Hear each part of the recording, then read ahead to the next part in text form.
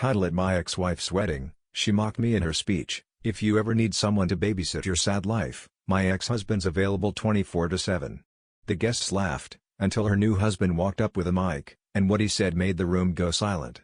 Chapter 1. The Wedding Roast. Weddings are supposed to be sacred, not this one. The chandeliers sparkled like crystal ghosts above us, the room soaked in champagne and smug smiles. My ex-wife Alina stood on the stage, microphone in hand, wearing a white dress like she hadn't worn one already, 7 years ago, at our wedding. I stood near the back of the ballroom, dressed in a plain suit, out of place among tuxedos and diamonds. I wasn't invited, of course. But her new husband, Marcus, had personally asked me to come. "It would mean a lot," he said with a strange gleam in his eye. "We want peace." Foolishly, I believed him. Now I knew why he insisted. Alina's voice rang through the room. "And to my ex-husband," she said with a sickly sweet smile, turning to face me, "I want to thank you for being so consistently unimpressive." The guests chuckled. She wasn't done. In fact, she continued, laughing with a few bridesmaids, "If anyone here ever needs someone to babysit their sad life, he's available 24/7. Just pay him in pity and old pizza." The laughter roared, champagne glasses clanked, people clapped, even her mother grinned. I didn't move, I just smiled politely. And waited. Because this wasn't her wedding. It was her trial. And the verdict was about to be delivered, by someone she never expected. Her new husband. Marcus. Chapter 2. The groom's confession. The room was still buzzing from her roast. Alina took a theatrical bow, soaking in the laughter. Her bridesmaids beamed like they were on a reality show. Even the DJ chuckled as he queued up the next track. That's when Marcus, the groom, stood. Calmly. No smile. He held up his hand, asking for the microphone. And something in the air shifted. People noticed. He wasn't grinning. He wasn't clapping. He wasn't playing along. Alina turned toward him, confused. "Babe?" she said, half laughing. "You okay?" He took the mic slowly. His voice was calm. Controlled. "Thank you everyone," Marcus began.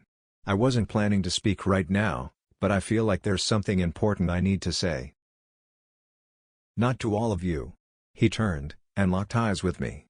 "David," he said. "This is for you." The laughter stopped. Dead silence. Alina blinked. Her smile faltered. 3 months ago, Marcus said evenly. "I found a burner phone in our guest room drawer. It had 2 contacts in it. Boss and D. I thought maybe it was a mistake. But the texts were crystal clear." He turned back to the crowd. "My lovely bride," he gestured toward Alina, "has been cheating on me." Not with one man. With 4 gasps, echoed. Someone dropped a glass. Alina's face went pale. "Marcus." He raised a hand, shutting her down with a look. "One of those men was her boss. Another, an investor I introduced her to. And the rest?" He glanced back at her. "Strangers. Names she never even saved. I have the screenshots. I have the hotel invoices. And I have the footage from the security camera I installed in the condo." Murmurs exploded. Chairs shifted. Phones were already out, recording. Alina tried to speak, but the words caught in her throat. Marcus turned back to me. "David," he said again. "I'm sorry. You didn't deserve that tonight. I invited you here under the promise of peace. But what I didn't tell you, is that I found your letters." Now it was my turn to freeze. "What?" Marcus nodded. "In the attic of her old place. A box labeled trash. Letters you wrote her during your worst days. When your dad was dying. When you lost your job. When you tried to hold the marriage together." I read every word. He paused, then turned back to the crowd. And I realized something. She didn't just cheat on me. She humiliated a good man. Someone she could never replace. Marcus handed the mic to the DJ. "Play whatever you want," he muttered. Then he walked off the stage, straight out of the ballroom, and left his bride behind. Chapter 3. The dress hits the floor for a few suspended seconds. Nobody moved. The room, moments ago filled with clinking glasses and fake laughter, sat in stunned silence. Alina stood frozen on stage, bouquet still in hand, white dress glowing under the soft chandelier light. But she wasn't a bride anymore. She was a spectacle unraveling in real time. "Marcus," she finally shrieked, heels clicking across the marble as she chased after him. Too late. The ballroom door slammed shut behind him with a finality that echoed like a gavel. Guests whispered. Phones recorded. One woman in the crowd muttered, "Good for him." Another added, "She really said that about her ex-husband?" I stood quietly in the corner, clutching my drink. And for the first time in a long while, I felt nothing. No rage, no heartbreak, no need to speak. She was doing all the destruction herself. Alina stumbled back into the room moments later, mascara streaked, shoes in hand, bouquet discarded somewhere in the hallway. She scanned the room in a panic, like it hadn't just all come crashing down. Then she looked at me. "David," she whispered, "say something. Please." I looked at her, really looked at her, this woman who once held my world in her hands, now trembling, broken, stripped of her stage and spotlight. I walked toward her slowly. The crowd parted like curtains. When I reached her, I leaned in just enough so only she could hear, and I said, "This is what love built, and what your ego destroyed." Her bottom lip trembled. "But I didn't." "You did," I said, calm. "You mocked me. You discarded me. And tonight, you handed the mic to a man who finally showed you what consequences sound like." I turned to leave. But just as I stepped away, the zipper on her dress gave out. A sick, almost divine irony. Her strapless gown dropped halfway, caught only by a frantic clutch of fingers. Gasps rang out. Someone laughed nervously. Phones rose again, like predators circling a fallen queen. She collapsed onto a nearby chair, face buried in her hands, sobbing. And I walked out, not as the ex-husband she mocked, but as the only man who didn't need to say a single word for the truth to win. Chapter 4. The Ripple Effect. By the next morning, the wedding wasn't just over. It was viral. Clips from the reception flooded TikTok and YouTube under titles like, "Groom exposes bride's wedding speech, then vanishes. Karma hits instantly at wedding after bride, mocks her ex. Best wedding revenge ever, must watch to the end." The internet was eating it up. Alina, once the envy of her social circle, with her curated Instagram reels and strong woman who upgraded her man persona, was now a meme. The moment her dress slipped. The moment her new husband exposed her lies. The tears. The scream. The slow collapse into chaos. It was all there, looping on screens across the world. The apology parade. I didn't expect the messages, but they came anyway. "David, I didn't mean it like that. Please.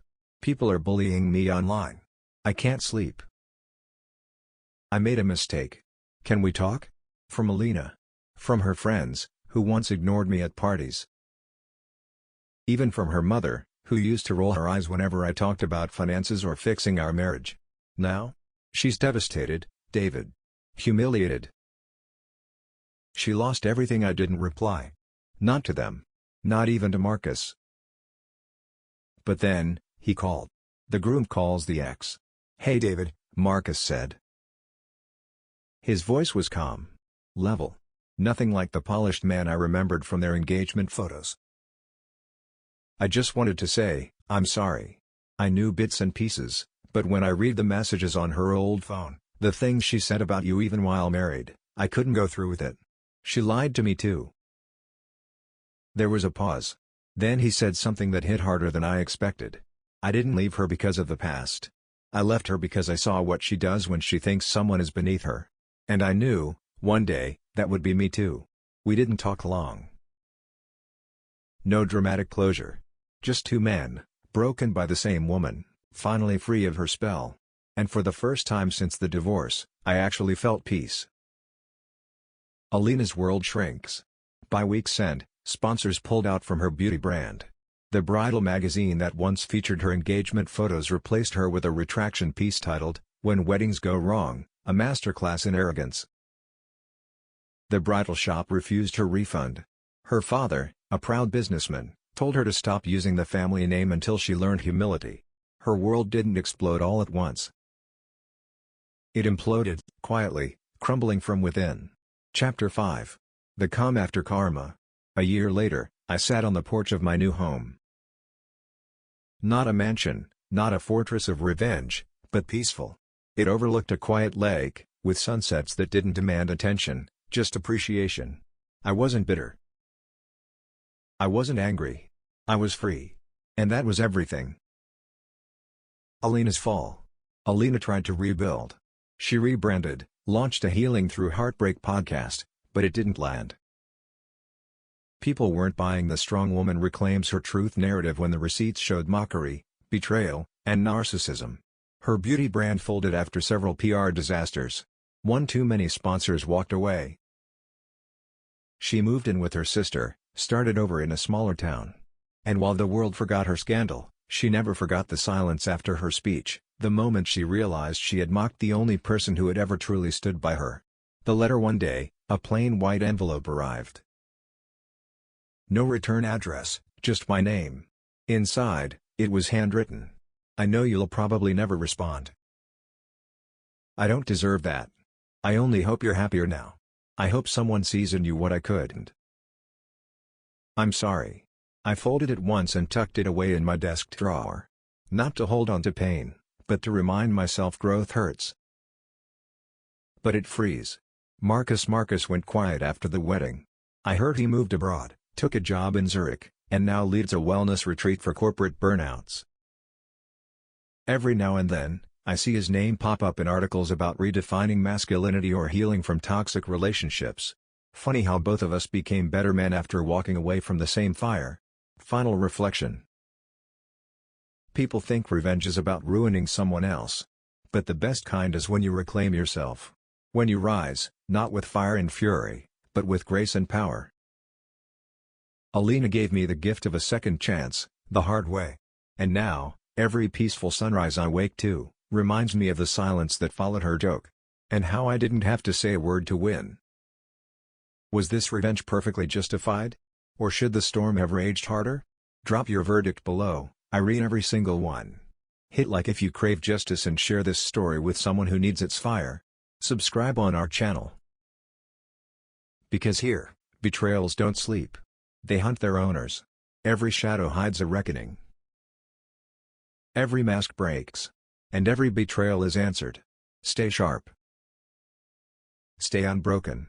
Stay tuned.